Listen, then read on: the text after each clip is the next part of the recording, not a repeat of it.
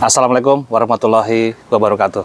Salam sehat, salam sejahtera untuk kita semuanya. Saya lanjutkan untuk menjawab pertanyaan berikutnya. Di kolom komentar ada pertanyaan yang menanyakan tentang kegiatan PTSL atau pendaftaran tanah sistematis lengkap. Pertanyaannya adalah, apakah untuk mendaftarkan kegiatan PTSL, masyarakat dapat langsung ke kantor pertanahan setempat atau harus melalui kantor desa atau kelurahan? Pertanyaan yang berikutnya adalah, apakah harus membayar untuk membuat segel seharga, kalau di pertanyaan 1,5 juta lebih ya, untuk pendaftarannya?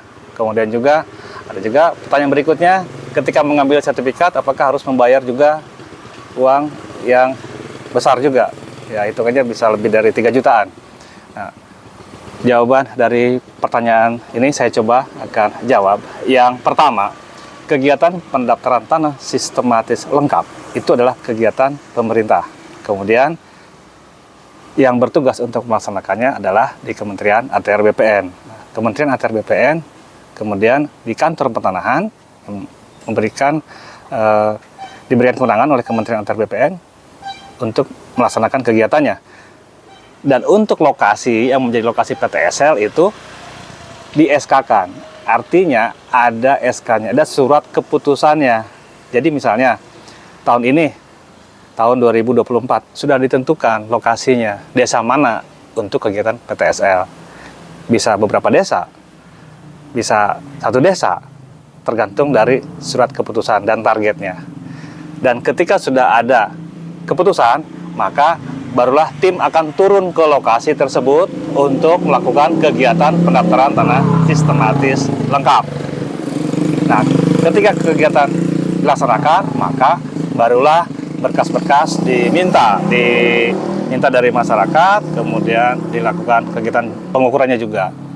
Kalaupun ada mungkin yang melakukannya di T-1, itu adalah langkah persiapan. Tentunya itu adalah persiapan saja. Jadi mungkin dalam proses persiapan saja. Tetapi ketika sudah ditetapkan lokasinya di mana, maka tim akan turun.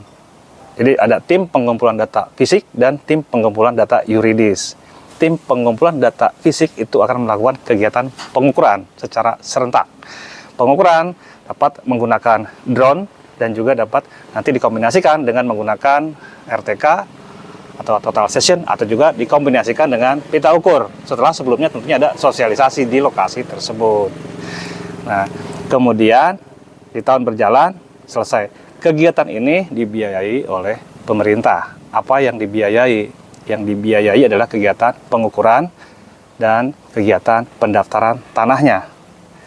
Kemudian yang tidak dibiayai apa? Yang tidak dibiayai mungkin dalam proses untuk administrasinya, metrai, dan mungkin hal-hal lainnya yang pajak misalkan. Itu tentunya tanggung jawab masing-masing. Tetapi ketika untuk proses pengukuran dan pendaftaran tanahnya sudah dibiayai oleh pemerintah. Bagaimana peran desa di sini? Peran desa ini tentunya akan mendukung kegiatan ini. Ketika lokasinya sudah ditetapkan, maka tentunya tim akan turun dan koordinasi dengan desa untuk kegiatannya. Pertama dari sosialisasinya, kemudian nanti juga dalam kegiatan pengukurannya tentunya akan ditemani atau di backup oleh tim dari desa untuk lapangannya, tentunya untuk kegiatannya, kemudian juga administrasinya. Jadi prosesnya itu adalah tim, nanti ada tim pengumpulan data fisik. Di dalam tim ini tentunya juga nanti dibantu oleh tim dari desa juga, atau dari kelurahan, atau tim yang dianggap penting untuk kegiatan tersebut. Dan kemudian mengenai apakah bisa langsung mendaftarkan? Tentunya dengan proses yang tadi saya jelaskan, ada SK, tahun berjalan. Jadi jika lokasinya tidak ditetapkan atau belum ditetapkan, maka ya nunggu ditetapkan terlebih dahulu. Jadi tidak langsung sendiri ada SK-nya. Bagaimana kalau langsung ke kantor? Tentunya kalau pada saat tahun tersebut tidak ditetapkan atau belum ditetapkan sebagai lokasi PTSL, kegiatannya adalah kegiatan pendaftaran tanah yang permohonan masing-masing, individu dia namanya, bukan PTSL. Kalau PTSL itu serentak, satu wilayah, satu desa misalkan. Seperti itu. Kemudian untuk biayanya bagaimana? Tadi sudah saya jelaskan. Ada biaya yang ditanggung oleh pemerintah, tapi ada biaya yang tentunya tidak ditanggung, yaitu pajaknya. Tentunya pajak kan kewajiban dari pemilik tanah yang bersangkutan. Kemudian juga ada biaya administrasi dalam prosesnya, misalkan ada meterainya, dan juga ada SKB dari 3 menteri juga ada keputusannya. Jadi untuk beberapa wilayah memang ada perbedaan biaya. Tentunya itu juga sudah jelas angka-angkanya, bisa ditanyakan. Kemudian kalau ada jasa-jasa lainnya tentunya sebatas itu hal yang wajar dan memang itu adalah tidak untuk dalam proses pemerasan. Tapi ketika sangat jauh tentunya itu adalah kegiatan yang pungutan yang di luar dari ketentuan yang berlaku. Kemudian bagaimana untuk pengambilannya? Untuk pengambilannya tentunya ketika sudah selesai dalam satu tahun anggaran, kemudian akan diserahkan. Kalau misalkan agak geser sedikit, mungkin di tahun berikutnya di beberapa bulan awal, misalkan di awal-awal tahun, itu diselesaikan. Kemudian kalau misalkan tidak selesai, karena memang bukan tidak selesai, karena memang tidak wajar atau tidak bisa diberikan sertifikat, berarti diinformasikan bahwa itu tidak bisa diberikan sertifikat.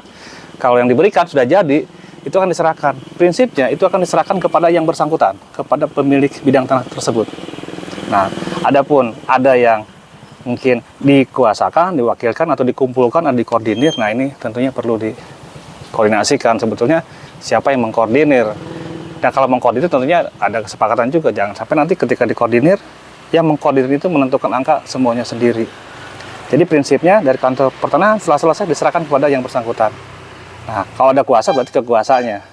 Nah, seperti itu. Jadi untuk pembiayaan sebetulnya sudah jelas semuanya. Sementara itu yang bisa saya jelaskan. Terima kasih atas perhatiannya. Assalamualaikum warahmatullahi wabarakatuh.